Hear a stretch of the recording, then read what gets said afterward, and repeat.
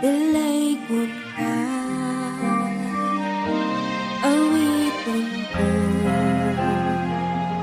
ang imong gugma, Ginoong Diyos, gamhanan ka, awiton ko, dalaygon ka.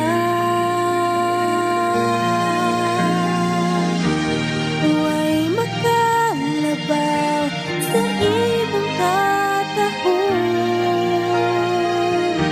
huwag makakapong sa grasya ug bahanding,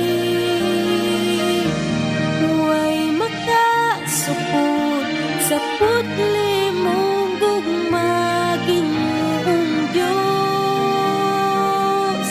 Ginoong Diyos, dalaygon ka.